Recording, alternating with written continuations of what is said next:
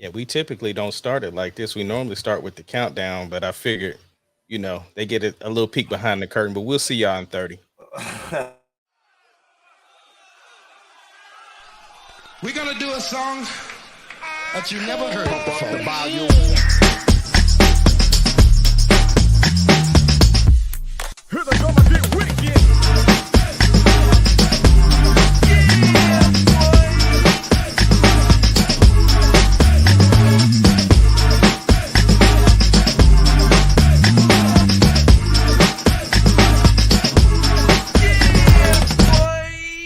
Here we go again. Ace Kennedy, my brother from another mother. What's happening? What's cracking with you, bro? Oh my gosh, man. I have had, it's crazy, man. I've had a great week, though, man. And I think that yesterday almost topped off the week as well. We're gonna get into a lot of that, though, man. What's good with you, though? Oh, nothing, bro. It's been a long time since we potted, bro. We got a lot to talk about. We missed last week. Yeah, we missed Friday and Tuesday. Yeah. So we got to catch up in the week, though, man. You want to get that music going so we can do this? Let's get it, bro. Let's go, man.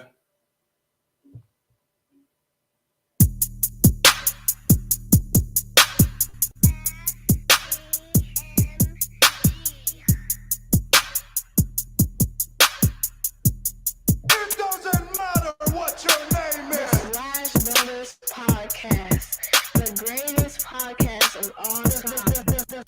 The Slash Brothers Podcast, the greatest podcast of Try Jesus.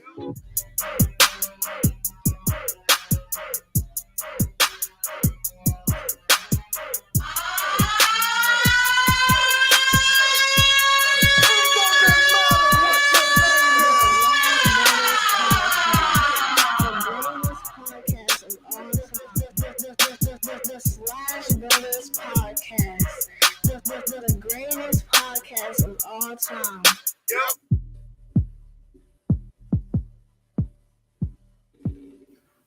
Listen, if you haven't, try Jesus. I snuck it in there. That's okay. We got a lot to talk about. No. When we got a lot to talk about, I had to go ahead and just sneak it on in there.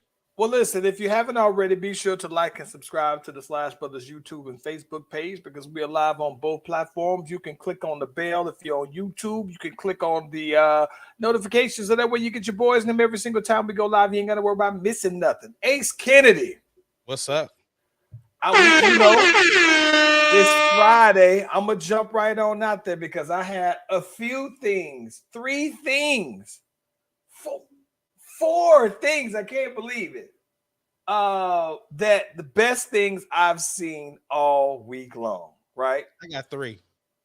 All right, Mine are easy though, but go ahead. Okay, so here's one of the things I thought that was great. First thing I saw that one of the best thing I saw was that Roy Jones Jr. is trying to help get Brittany Griner out of jail. I was just like, wait a minute, what is the connection here? And then it comes to find out that because when Roy Jones was getting knocked out at 2:00 in the morning when nobody from the United States was aware of it, Roy Jones had a fight over in Russia, and he has Russian citizenship, and apparently he knows some people who are like the right-hand man or peoples of Putin. So he is trying to do whatever he's doing, and he's saying, hey, I'll trade spots or whatever, though, man. So I thought that was pretty dope. That's super dope. Listen, very dope. The other thing that I can say, though, man, is that I saw something the other day where Pac-Man Jones, bro. So Chris Henry played with Pac-Man Jones. They played college football together at West Virginia. They also played with the Bengals. Mm-hmm. And Pac-Man Jones has Chris Henry died in a car accident. Pac-Man Jones had adopted his kids and have been raising his kids. So now Chris Henry Jr. is old enough to where he's getting looks at college, though, at colleges and everything. So I thought it was dope that Pac-Man Jones has accompanied this man to his college visits, though, bro. So I thought that is a pretty. You hear a lot of stuff about Pac-Man Jones, though, bro, but this is one of those things I thought that was just a real fire thing, though, man. When you say I know this is my man's for life. When you adopt his kids and raise them on your own, and you do something that you know that so your man's would have wanted you to do, that's fire to me though, bro. So I Yeah, thought that was very easy one of them though, man. yeah. Listen, since we doing a lot of R&B today, right? The other thing that really blew me away, right? On top of some new music releases, right? Because we're gonna get into the Chris Brown. Giveon finally dropped his album. I haven't listened to it yet, give or take. But more than those that really just listen, bro. I saw Conway the Machine. So you probably Conway the Machine, part of Griselda. I'm sure you don't listen to none of the Conway the Machine. I don't even know who Anywho, Griselda is. okay. So so Griselda was signed to D12. They from us, so, three dudes from Buffalo, West Mhm. Side Gun, Conway the Machine, Benny the Butcher, right? And Benny the but they do dope music, and especially I think if you like that golden era style hip hop, I think that they seem to be very much like how I remember when hip hop was still geographical. Mhm. Benny the Butcher, all of them, they sound like old New Yorkers. Well, I think individually they put out projects. All of them put out pretty dope projects, and they all sound very distinctive. Like they sound good together, but they also sound good individually. But what I love the most is Conway the Machine has a new song out, bro, and he has Jill Scott on the song, and Jill Scott is on there spitting, and she is going hard, though, bro. I was like, that's what I'm talking about, though, bro. Absolutely loved it too, though, man. I actually added that song to my favorites on my playlist, though, bro, because I love me some Jill Scott, but she is on here spitting and she sounds like it is effortless. It Yeah, sounds like Jill Scott can do a whole rap album, though, bro. that's dope. That's dope. What you got, man? Oh man, mine's quick. Like I said, it's easy. We ain't even got to really get into them. Really, man. The best things that I seen this week: the Obi-Wan Kenobi finale, uh, Mm, the Boys, episode mm. 6, and then this R&B verses that we're gonna get into. But all The, three of them is best things that I seen this week, bro. listen, just to talk about those real quick, right? Yeah, We don't got yeah, to get into them in detail. yeah. Favorite episode of the Boys so far, Mine right? too. By far, it's my favorite one. I like how, and this is what's crazy. I like that it's a darker. How would I describe it? It's not a comedic show, but it has some humor to it. But I Yeah, like that this particular one had emphasized both the dark and the grown folk jokey side of things, though, bro. yeah, So it was everything that if you like the Boys, it was that on steroids for this episode, though, yeah. This episode I heard was rated nobody. They said nobody should watch this episode, bro. and listen, this episode got some stuff in it. I'm talking about when they went to that house, bro. That's all I'm gonna say. When they went to that Oh my house, gosh, it got man. crazy quick. Yeah, very crazy. And then in terms of the Obi-Wan, so many Yeah, questions. So like many. that. I listen. So many. Not so many questions, but I'm wondering what's next. Like I don't want this to be. I want this Obi-Wan to be like Mando. Like I don't want it to be like a one-time deal. I could see Well, this as a regularly occurring thing. unfortunately, it probably is going to be it because the thing is that it ended in a spot where you could then go into episode 4 of the movies, uh, A New Hope. But at the same time, I personally have a pitch for episode 2. I mean, season 2 of Obi. But I just don't know if they're gonna tap into that. I don't think this is the last time we'll see Ewan McGregor as Obi-Wan, or even we definitely this won't be the last time you see Hayden Christensen as Darth Vader. Mm. So because he'll be in the Ahsoka series. So I don't okay. So if I get them in good amounts, right? mhm, I'm cool if there's not another one. Because I did like seeing Darth heavy. I like seeing both of them heavy. And Well, so see, I think that that's as what I long as think people want, bro. People want a yeah, Vader series. I've been telling you. I've Yeah, been yeah, yeah. telling you that as a Star Wars fan, Yeah. I do want. I've always said I want to see, even though like how even though we know from this that in this 10-year period after Order 66 that Darth has been looking for Obi-Wan and Obi-Wan wasn't aware of that. I still want to see more of Vader's might, right? I still want to see the training that he got now that he's already then moved the pendulum over for the dark side. I want to know what does his training look like from the boy Papnim, and then That's the thing. He doesn't train. Like anytime. So okay, anytime he's not in the field, he's in the back of the tank. Like he's in so much pain, and you saw it in this Obi-Wan series, right? And even in Rogue One, when he's not in the field, he's in the back of the tank because he was severely burned. He lost all of his limbs. He already didn't have one limb from episode 2. So uh yeah, he doesn't like his training. Like if you notice, and even when you watched Obi-Wan, when he fights, he's not like the saber. He uses the saber, but he uses the force when he fights now. And you know, So I know that happened with Luke and Anakin, right? That they both of them lost a hand, right? I'm just kind of surprised that that's not something that's more common that you see somebody walking around in Star Wars with a missing leg that they got replaced no, because you do. You saw it in Boba. In Boba, you saw the dude who be modding people out. Like when he put on the wires and stuff, But I thought that he was just modding them out just on GP, not from them No. taking There the are L some people get modded out for upgrades, right? Because I mean, this is future. This is future past, should I say? Yeah. So yeah, some people get modded just because, but other people get modded because of injuries. Like, oh boy, they got shot by Cad Bane, Timothy Oliphant's character, the Marshal. He got modded because he got hurt. Oh girl, that's Boba's right hand girl. She got modded because she was hurt.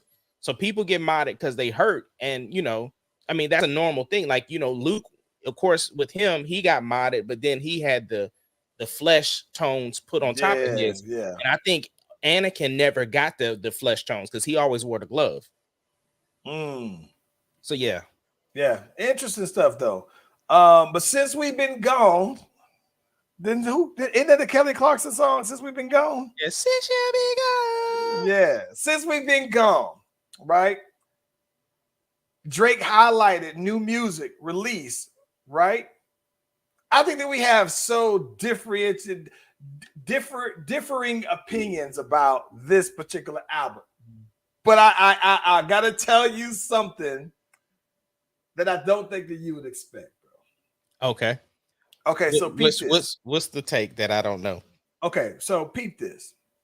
I'm not gonna say I don't think that I absolutely hate it. Right? What I hate is how repetitive it sounds, right? I think that you and I talk off pod that I just don't like the house music, dance music style. I almost just a little bit just started liking the Afro pop style, right? So I thought that it was gonna feel like if he would have did, the album was clearly not for somebody like me. With that being said, I'm saying for somebody who is like me, who still tries to listen to variety, that's just not the kind of music that I particularly like. Now, I would have loved if he would have had something like this on like passion fruit style beats, right? That's something like that. I could say, okay, yeah, I can groove with that. But I hate the I know. Because I hate all music like that, bro. So just so that you guys have some context, I sent Charles a project that I'm working on, and it had a similar beat. This was before we even heard the Drake, before we heard the Beyonce, and I sent him a song, and I'm like, "Yo, this is the groove."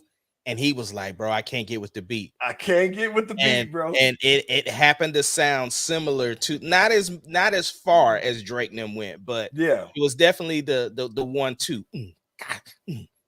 And he couldn't get I with it. could do it. And I said, listen, if you want me to rap to this, because you was like, oh no, I can hear you rapping to this. And I'm like, no, the hell you the can't. rap. Yeah, I said you cannot hear my rap. You can't hear my rap. Now that you sent me your flow, I'm gonna put it to the beat so that I'm gonna send it. So this is what I'm gonna do today. I'm gonna send it to you because this is what I was gonna do. I was going to make an update to the beat where I got your part on the 1-2, but mine on it right now. Yeah. So I was gonna do that, but here's the thing. That could be hot, right? That could be hot. But to your point though, this is before we even heard the Drake. Before we even knew the whole thing. I needed to say that. Right, beforehand. But I think that this is the big thing. I'm gonna be honest with you, bro. Part of me being the hip-hop connoisseur I am, and also being a bit of a historian, I like to think anyway. I'm almost mad that Drake came out with this though, bro. Why, man? I'm gonna be honest, bro. Before you tell me that, just pin that. No, I'm good. Go ahead. I like this album, and so you asked me a question, and I didn't have an answer then. You said, "Is this gonna be on repeat?" Bro, I honestly went back to it, and not just to prove you wrong. Like I genuinely went because it was one of those things. So I'm a title subscriber. So something else came out, or I had to use my title for something, so it doesn't keep the place where you were on the album. Right. So when I was listening, so I had to go back to the Drake, and I didn't know where I had stopped. So I just hit play, and it was a track that I heard because I was like, I remember I told you, I said it's a song that's got like a bed squeak, right? Yeah. And so I went back and I just played it from there and just kept riding. I was like, oh, I remember this song. Oh, I remember this song. So I genuinely like the project, and I to me, bro, it was the perfect drop for this weather, this season. Like it's a summer album. It's one of the ones, and I thought I was. So then, of course, I'm looking because everybody else besides what's Anita, Annette, Annette. She was the only other person that I saw that was really digging it. And so then Deuce was like, yo, I actually like it. Now, of course, I'm gonna have to go back and check with him because his stuff changed. But nah, bro, I'm digging the album. But anyway, what's I went back and listened to it again just to because I wanted to do my due diligence, bro. I feel like with this podcast that you and I have some type of journalistic due diligence that we have to do. So I wanted to go ahead and listen to it. Nah, it's not for me. Now, here's the one thing I think that is crazy though, right? It's definitely the beats to me, right? It's only the beats, right? Here's how I knew that it was just only the beats for me, because the same way how when you sent me the track and I said, listen, I can't get to the beat. Soon as I switch that beat up, boom, I pinned something down because I just don't get with this bop the whole time, right? Right. That's just not it. It's just not a bop that I get down with. But here's what I thought was crazy. So, you know, I'm a connoisseur of all things TikTok these days, right? Mm-hmm. So I heard a dude say, hey, it's not that I hate the Drake, you know, and he was a producer, right? He was like, I just don't like the production, right? Here's how I thought the Drake album was gonna sound. He comes out and he puts some dope beats to the same exact songs. He probably did like 2 of them, 3 of them maybe. And I absolutely love it. It's the exact same songs, except that it, to me, it almost like it emphasized the good parts of Drake, right? Of what you typically would see. And it made it almost sound like if this is the Drake, it made it sound more R&B for one. But if it would have sounded like that sonically, right? I thought it could have been one of the best Drakes ever. But where I think that it loses is this audience that apparently Drake was putting this out for, right? There's somebody, not me, that he put this out for that I can respect. that somebody just like you, or I'm not gonna say just like you because you listen to R&B, hip hop as well, but there is somebody who listens to world music, dance music, EDM, whatever it is, and they absolutely think that this is the best thing since house music in the 90s, though, bro. I'm not But gonna say it's it's just the not best. for me. I'm not saying it's the best. I'm just saying the album was good to me. Like, but let me show you how you capping, bro. You ready for me to show you that you capping? Talk to me.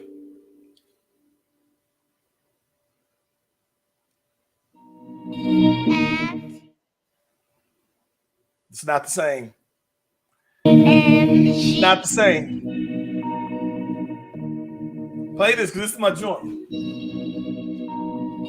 This is how I know you capping.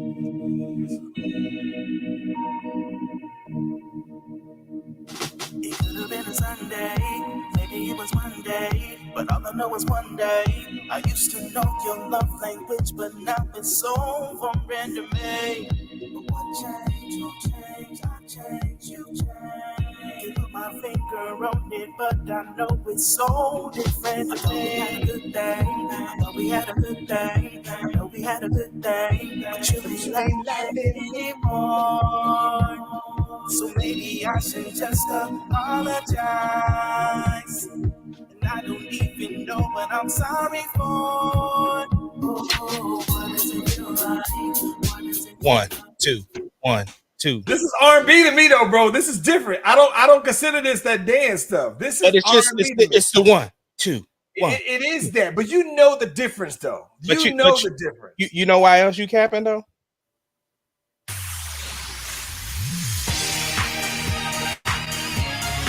No, so this is pop, and you wanted to do a song like this.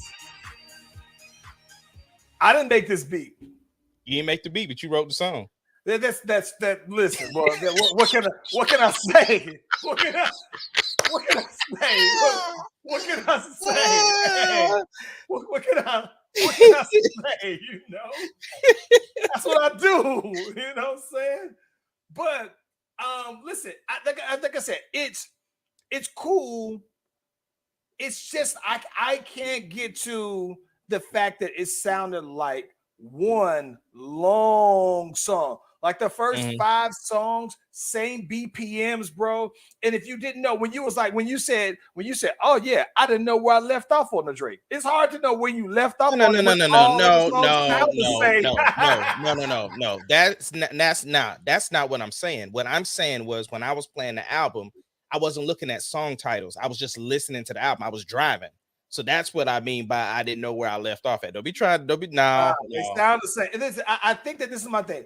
But if he would have had more variety of not even just his traditional rap stuff, right? Yeah. But if he would have just had more like variety in the beats, because think about it, he stayed in that bag, right? Where it was just one key, right? One tone in every song, and it sounded like to me that he's singing to the same one girl 12 times, bro. Yeah, and I'm just like, but Drake has always, his tone stays the same in every song anyway. Like you said, it's just the production. It's production. Because it's a typical Drake album, just on different beats. I'ma send you the TikTok. Yes, because I may have sent it to you. I think I did send it to you. Unless did you direct input it? I DM'd it to you. But listen, what I think that's great about this though is that the song that the dude remade the beat for makes the same lyrics, makes it sound hard. I was just like, hey, yo, but I don't. And then here's I got a question for you though. Yes. So if you saying that you're not really feeling the Drake, there's another person that dropped the song that was kind of similar. The name of Beyonce, and I remember somebody being the president of the Hive. So I'm just wondering, with your responsibilities as president, I didn't see no promotional materials released from your behalf, and I was wondering what was going on with that. Just kind of concerned because I was like, surely, when Tank drops something, you know about it, but Beyonce new song came out, and I called you about it because I was like, I didn't get a text message or nothing like that. B got a new song. You should check it out. It's fire. Because I recall having some issues with the Lion King project, and you was like, nah, bro, you don't see the vision. She's a artist. She be doing this and she be doing that, but I ain't getting no message about this new song. What's cracking with that? I need some I need some understanding, brother.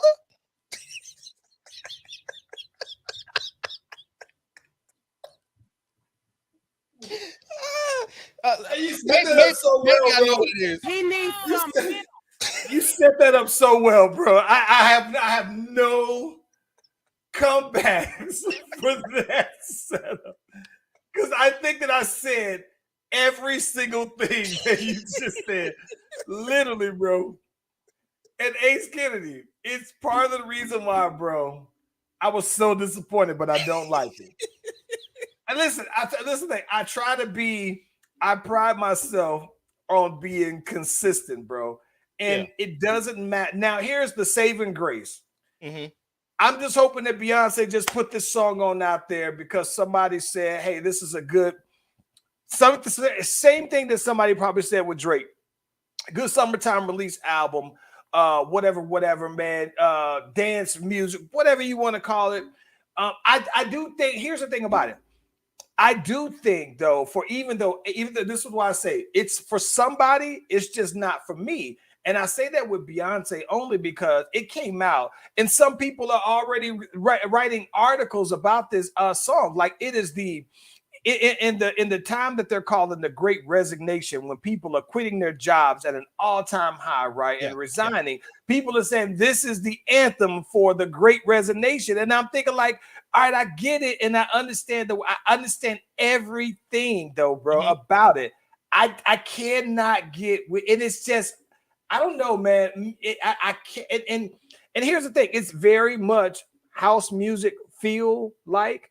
To be quite honest with you, man, it sounds very similar to what Azalea Banks did like 2 years ago, I believe, where she did a similar sounding song, and that's what I thought it was like the same beat, basically. Though I thought that she just kind of redid it, but you didn't hear nothing from me about it. I was quiet about it though, bro. I didn't hear it. Didn't. I heard it. I'm not gonna say I didn't hear it, but I wasn't rocking with it, bro. No, I get that. And here's the thing. It's not that the song is just not for me. I one of those people. How you like the Drake but not like the Beyonce, bro? Because they seem to be very much of the same make. They seem to be, but I think for me, right, it was an easier transition to hear Drake like that. I personally just didn't like the beat. Like it because I know where the sample came from. I don't like the original song. So so I'm consistent with that. I just honestly, what's the original of that? You got to show me. CC Peniston, is that it? I think that's CC Peniston, if I'm not mistaken, bro. I think so, but I don't really rock with that song either. And I don't. This is the thing about it. Okay, I think that but that's again one of those kind of like when I think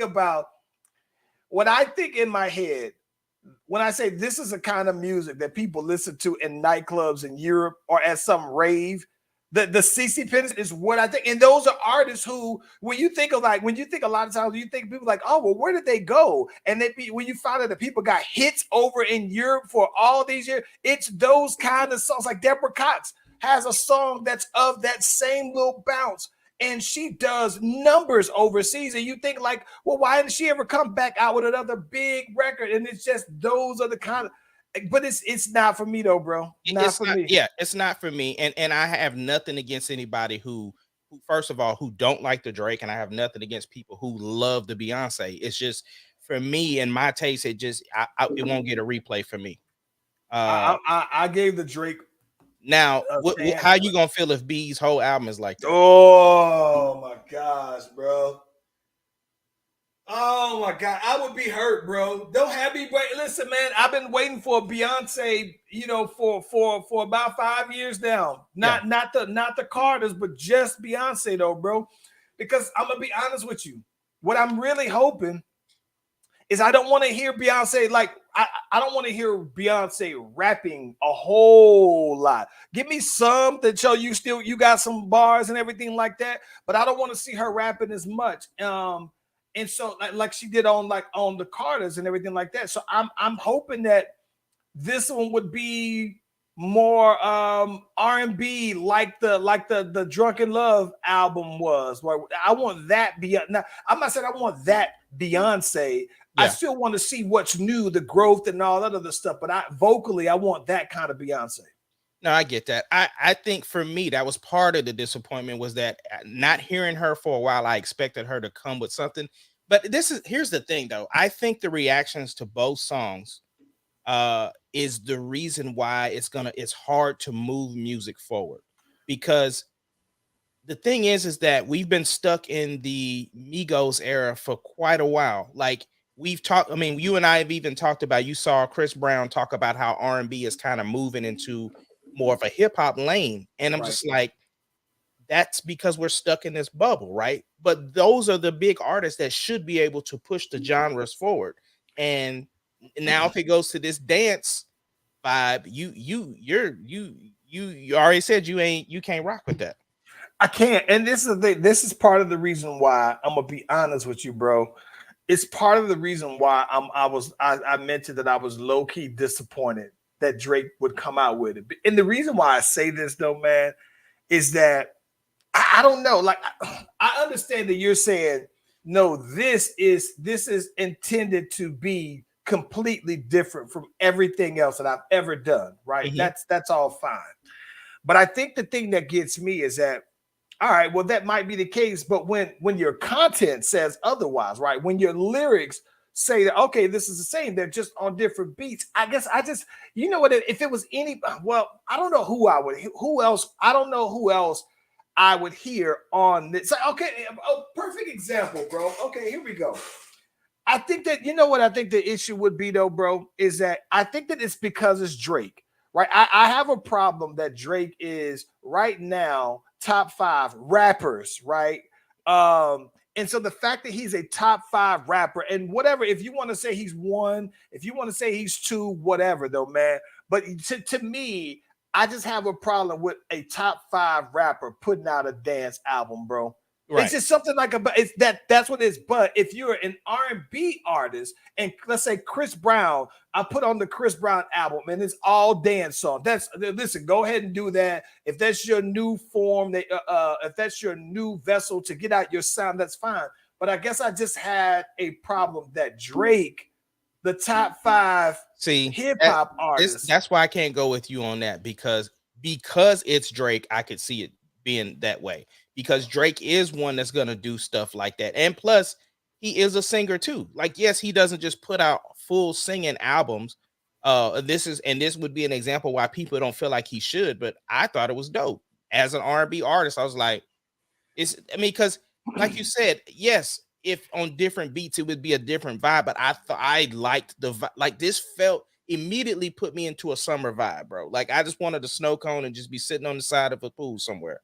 Listen, I'm gonna be honest. My reaction was the exact opposite, because my summer vibe, bro, has been one of the best summer vibes I think I've had in quite some time. And I say that only because I do feel like, bro, that after having gone through and been, had a summer of being locked in, quarantined, and all the other things, this particular summer, though, bro, has been a great summer.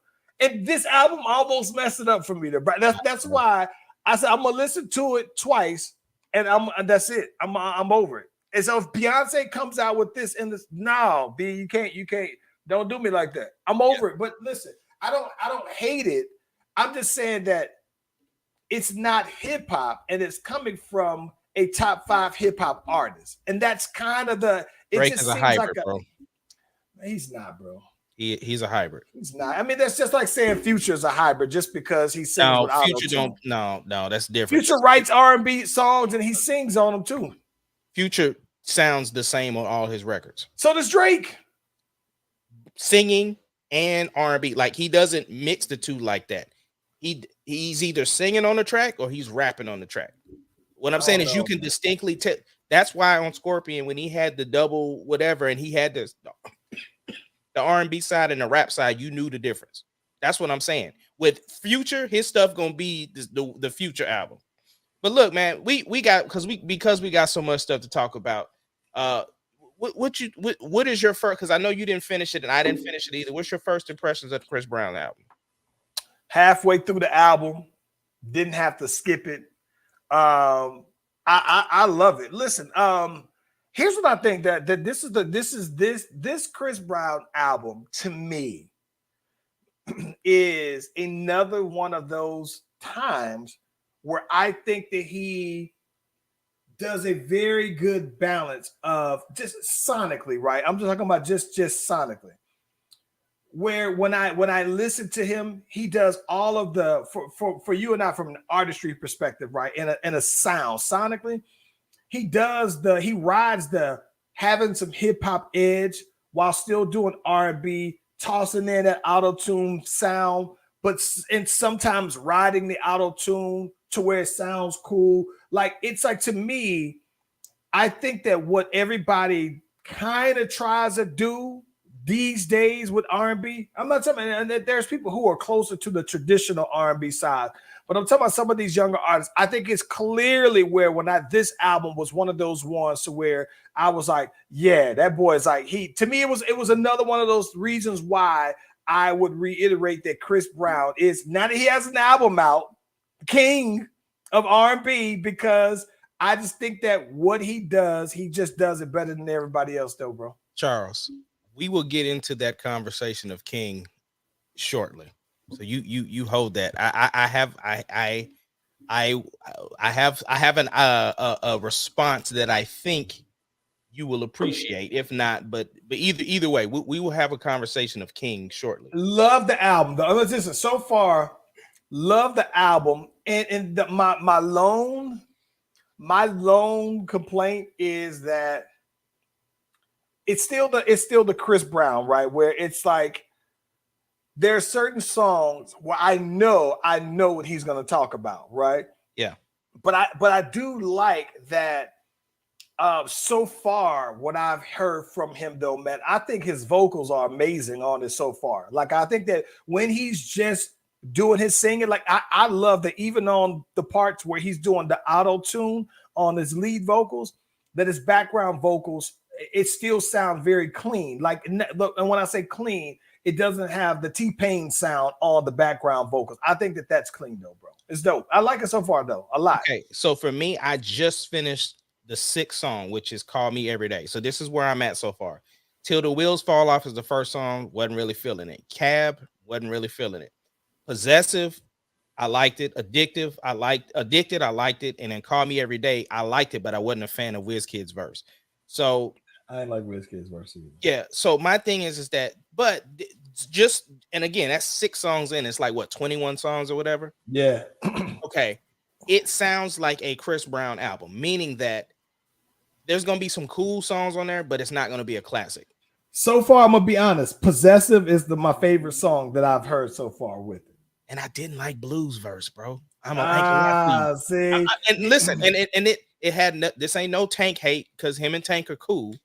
But I'm gonna be honest, like when it came on, when Wayne came on, I was like, okay, all right, yeah. So it's no hate on nothing. My thing is, like I said, it's starting out to feel like a Chris Brown album where it's like I'm listening to it because I want to hear what Chris does, but it's not, I don't see me like, oh, I gotta go back and replay that.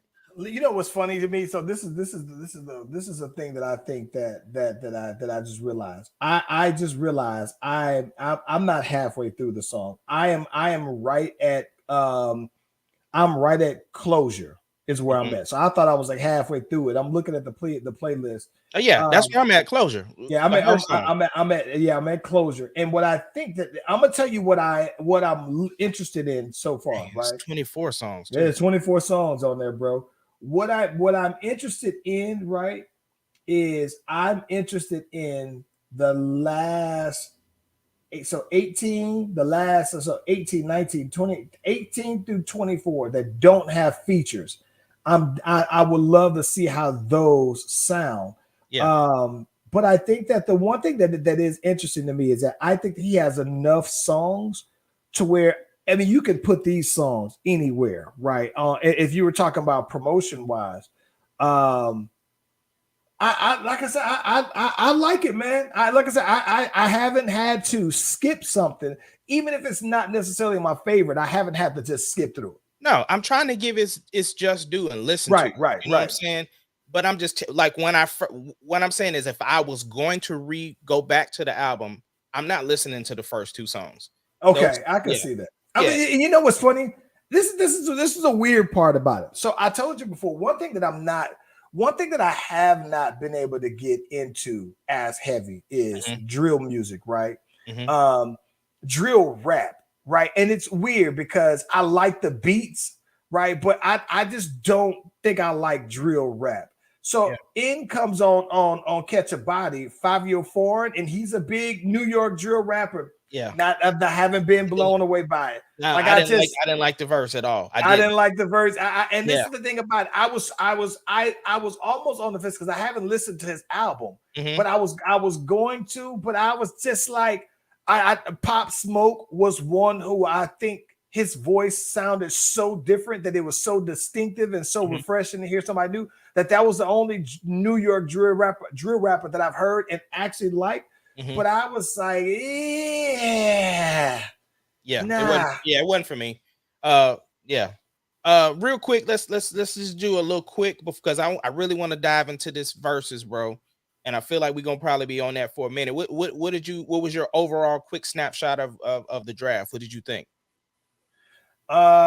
Surprising. I'm surprising that the homeboy Palo was number one. I thought that if Oklahoma had the opportunity, they was going to draft the homeboy Chet. Yeah, yeah, they Listen, got who they. And here's the thing, I was disappointed that when Davis was left on the table that they didn't get him, and then I had to go and watch highlights of Chet, right? And for what Oklahoma's trying to build and the other people that they drafted, I feel like Chet's going like Chet. This is going. I know. Just let me get it out because I'm gonna say it, and you're gonna be like, "Nah, bro."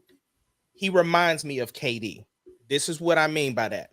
His pull up looks like the way he pulls up and the way he dribbles is so reminiscent of young KD as far as like how thin. And I ain't talking about just because he's tall and stuff. It's just it's the way he plays. But so I seen him play against Steph in this one league. The dude is he's smart, bro. The dude he's very smart. I'm excited. I'm excited for him. listen, I'm gonna be honest with you. I thought that Jabari Smith would have been a better player for them to pick because I think he reminds me of KD. He's like 6'10". His jump shot looks effortless. I mean, it looks like about as smooth as Ray Allen's jump shot. And I think that he seems more athletic. This is the problem that I have with the homeboy Chet is that he's like 7'2", maybe. And I'm just sitting here thinking, like, okay, well, you know what? I've seen him play in high school because I've been watching this dude ever since he was like in 10th grade and people start talking about him as like a potential number one draft pick in the future. So Mhm. I'm watching him play, right? And I see him and I'm thinking, like, all right, well, you know what? For him to be this tall, right? And he probably can't weigh 190 pounds, maybe that's probably the similarity to KD, the only one that I see from him with that. But I'm looking at him and I'm just sitting here thinking, like, okay, well, let's say KD felt like he's a guard, right? A tall, real tall guard. I don't get that from him. I don't also get He's a the full. dot.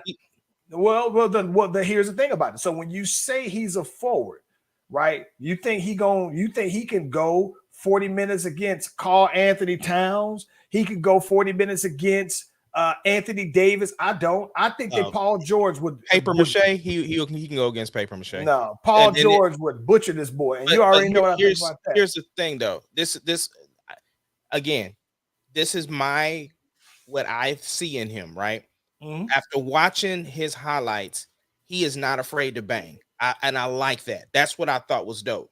So I am interested in seeing what he's able to do, but at the same time, I think he's going to space the floor for the Thunder. Like I like the people that we picked. I can't wait to see what Presti does with these because we got to get rid of a lot of people. Well, here's the thing, though, right? This is where I guess I look at him a little differently from you do, because when you say he likes to bang people, well, I saw that when he was in high school, right? No, I'm talking He about was a college. taller. No, No, high school. I get what you're saying. I'm saying when he played against top-notch competition, he didn't look like that. So I thought that he was dope until he got to where, because I think, oh, okay, he's at Gonzaga. Gonzaga doesn't have the most difficult schedules every time. And every year, Gonzaga always are. They're up there as a number one seed because they go through and they beat the brakes off of all these teams in the lesser division. But I think that the big thing is that when you turn that around and you say, okay, well, who exactly are you playing against? And then when that tournament came around, he looked like a whole different dude. And I just think I'm not knocking that, bro. I think he wasn't looking for that contact like you were saying, though. He definitely 100% has to bulk up. Like even KD doesn't have the same frame that he started with. Even everybody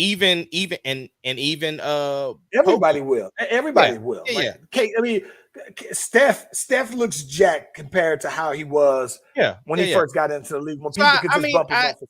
I want to see how he matures and transitions. He's a rookie. I expect him to make rookie mistakes. I feel more confident in him because Sam Presti drafted him. Facts. Right. If somebody else would have drafted him, he might have did okay. But I trust Sam Presti's track record tells me that, all right, what he sees, that I think he could be something. That I don't want to go out as far as say, oh, he's going to be special or he's going to be this, that, and the other. I at least expect that he would be a pretty decent player at a minimum. I think he's going to work. I think, like I said, I think with everything, I don't know where you put him at, bro. The thing is they're positioning themselves for positionless basketball over the Thunder. And so the thing is that we did keep Favors though, which I thought is dope. He's gonna be out of there though. Huh? He's gonna be out of there though. No, he signed something. But they do that, and he's gonna be attractive as an expiring contract veteran. I agree with you on that, but I'm saying when you got a team full of young boys like that, at some point they're gonna have to start making a decision on Shai Alexander-Gilgeous and be like, hey, bro. Shai. Listen, for one, I'm not scared to lose Shai. I'm not. I like Giddey. This is the thing. Hold on, bro. Hold on. I didn't say nothing. I didn't say nothing. Space. Here's the thing. We played better when Shai was not there. This is what I'm saying. I am to a point I want to see team basketball. Would I say that? Because you know your rule with as far as the scoring and stuff is concerned. I want to get to a point that if somebody has a bad night, the rest of the squad can do it. So my thing is that when Shai was out, because Giddey is such a more of a traditional point guard, he's not a score first dude. He can shoot the three. He's not like great, but he shoots better than Russ did at the three. He can score. He does do floaters and stuff well, and he will go into the paint. But I think we play better when Shai isn't out there because Shai is a score first guard. Listen, man, I think that it would not surprise me, bro, that if in 2 years Shai asks to get traded, bro. I think at some point Shai is going to where Shai is in his NBA path. He is 2 years ahead of the Oklahoma Thunder being competitive enough to where a team is going to be. Think about that though, right? So you got Shai, and then let's say if Oklahoma, if they felt like if Shai say, all right, in 2 years we're going to be competitive. Shai's like, listen, that's 2 years off of my time. I don't know if I can wait 2 years for Giddey to be what y'all think he's going to be, or for all these other guys that we got to be that. I think that he seems to me, and I hope that he stays as long as possible. But I think that I can give him 2 years. Like I don't think he'll extend with them again. Yeah, but that's the thing though. I think Sam is ready to push the gas to try to start winning. Like I don't think Like we've had He like better. 3 years. It's all these draft picks. He got all these. 100%. At some You're point, right. right? Well, 'cause even the Thunder fans, bro, are like, look, bro, we've done the little tank thing and all of that stuff for 3 years. We got to win now, bro. I don't see, and that's the thing. I don't think that I know what you mean, but I don't think that I don't consider what they did as tanking, though, right? Nah. They to me, they Charlie. still were rebounding. Wait. Here's what I mean.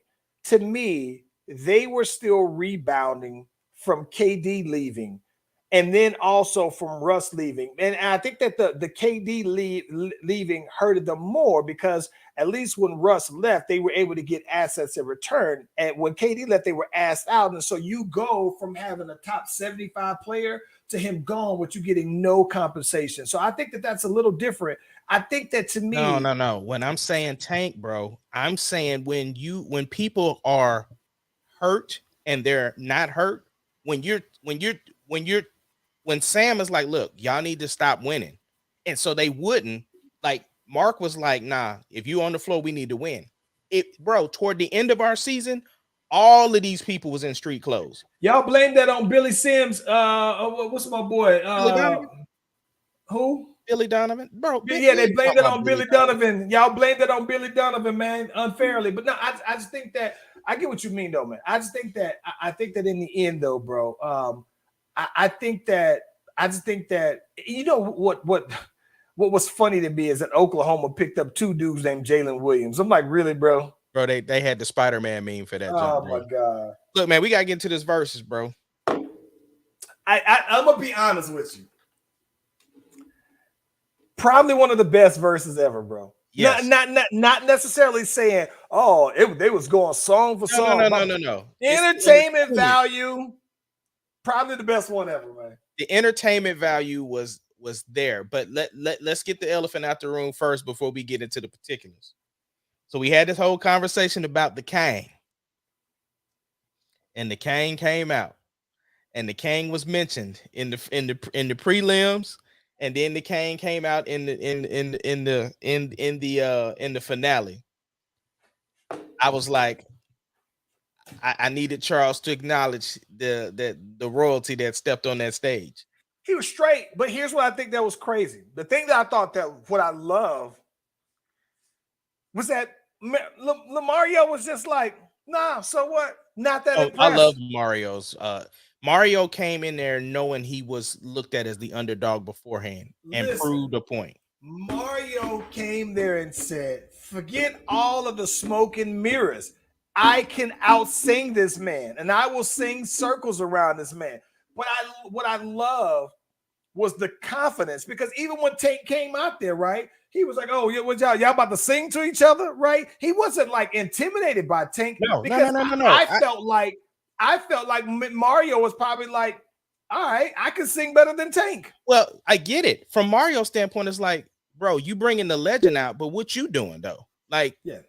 And so even Omar, I mean, even Tank gave Mario the respect. Like, yeah, he's like, look, this could get ugly, but this ain't my verses. Like, hey, I'm just here, singing on the song that I wrote. You know what I'm saying? Here's something this is something that I thought about though.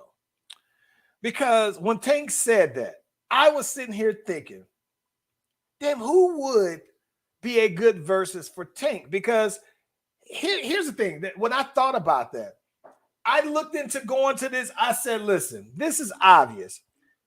Omarion should obviously win because he has more hit songs, right? He has more songs that when you say, okay, you have to be a Mario fan, a big fan to know his album songs that people think are great songs, right? Yeah. But for Omarion, the casual R&B fan knows some of Omarion stuff though, right? And so one thing that just tripped me out the most is that even though everybody knows Omarion as this performer, right, and this dancer, it wasn't enough to just outweigh the fact that, bro, this man can actually sing and he sounds like the album, bro. No, like he sounded better than the album. Like here's a couple of things, a couple of takeaways, right? And it even happened in the prelims too, right? For one, this verses went exactly how I said from the very first verses. Song selection matters. Song selection. But And Omarion had more to pick from. he did, and he picked some whack songs, bro. He picked some songs that was not hits. Like they hits in his head. You know what I'm saying? He didn't do Entourage. Yes, he did. I didn't see him do Entourage. Entourage was like real close to the front. It was like number 3. Oh my God. Yeah. Maybe I caught it at the Yeah. 2K. He did Entourage. He did it, but again, and this is the other thing. You did both versions of Icebox. You should have just did the remix. And like the thing is like he had one song where he didn't even sing. It was like the soundtrack from the Little Saint and them came out there, the clowns that are there. Bro, listen. My favorite thing of the whole verses is the DJ said he out here putting on for Lil Saint. Bro, listen, y'all, I died laughing when he said he was putting on for Lil Saint, bro. He said all them clowns and them dancers ain't gonna help you, bro. Ain't gonna save you. He said ain't gonna help. And listen, I think the thing that got me that was even funnier, I guess, I guess this is my thing though. I've never known Mario's personal personality. I only know Mario the singer, right? I know him from Empire, and he acted the exact same. He acted. That's what I was wondering. That's the exact same that's what made me happy, because how he acted on the verses was how he acted in Empire, right? Yo, he got out there, bro. And the thing that got me is that when Jeremiah came out there, though, man, and when he said, "Yo, both of these boys out," he said, "Don't do it. Why you do that? Don't do it to yourself." Beforehand, he said, "Jay, we boys, bro. Don't do it, bro." And I'm looking at the comments. So you remember when I told you I saw a clip of the verses? Yeah, that's what the dude sent me. I didn't, bro. I said, listen. So Jeremiah, Ray J, Pleasure P sometimes is what made me be like, y'all boys need that studio, right? Because at least Sammie was singing, but Mario Mario was just hands down vocally. Even I was even like, yeah, it was one of those things, bro, where Mario made me want to stand down. Like that's what I want. That's the type of stuff that happens when I go to shows. And I'm not saying this ain't about me. I'm just saying, like, when I see people who use backtracks, when I see people that perform or whatever, the reaction that Mario gets is the type of reactions I get when I go and I'm singing for real, where it's like, oh no, he's singing. Yeah. That's the type of R. That's my type of R&B. That's my type of R&B.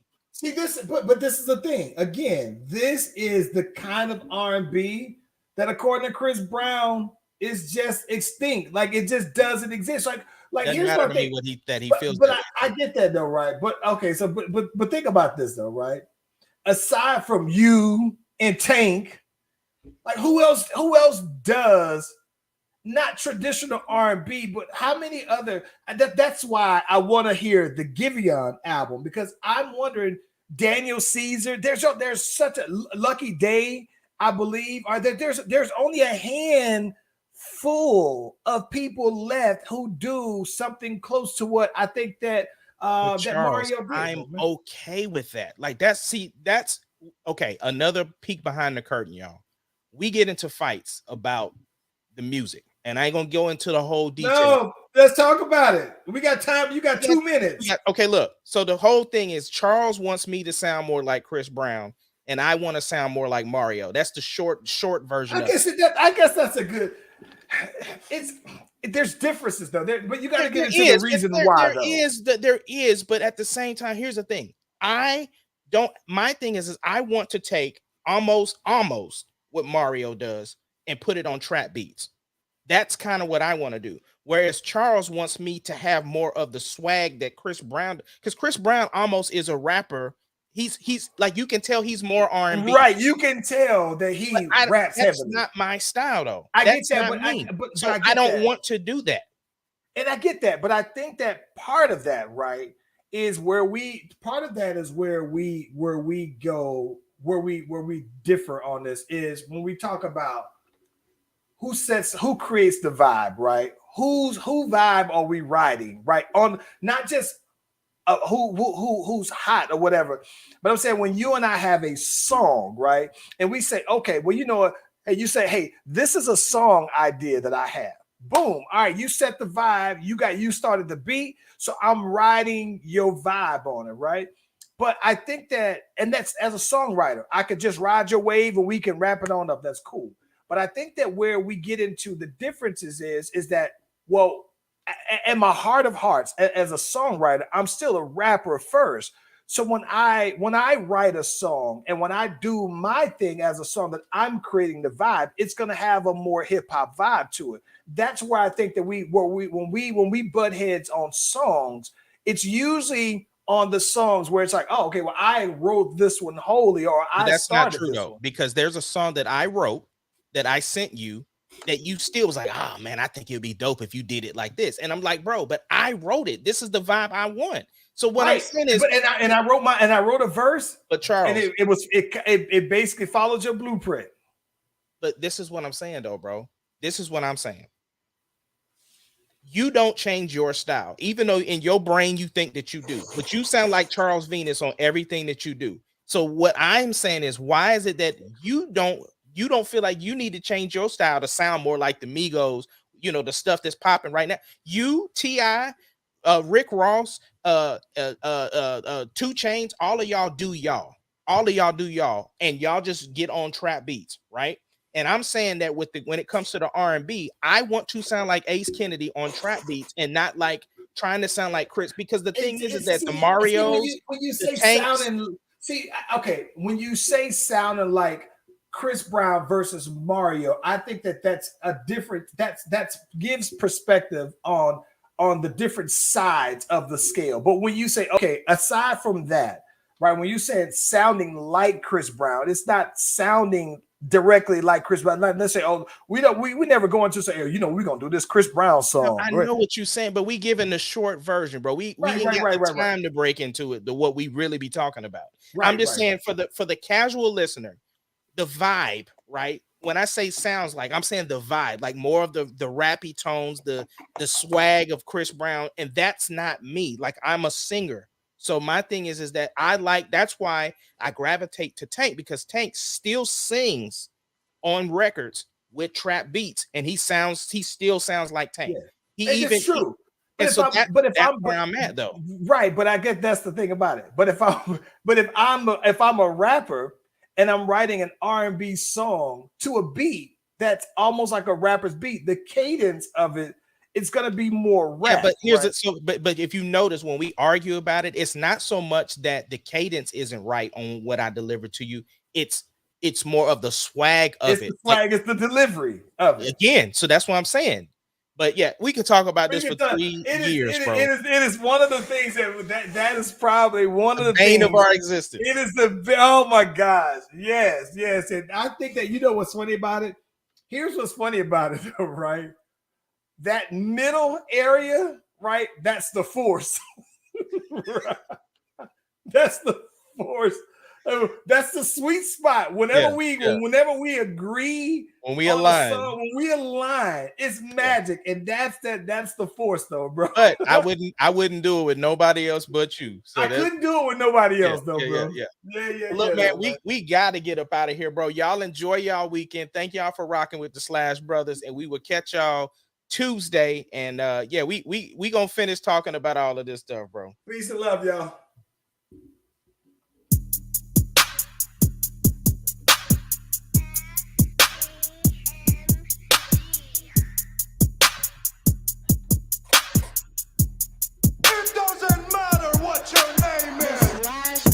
Podcast, the greatest podcast of all time. The Slash Brothers Podcast, the greatest podcast. Can you dig it, sucker?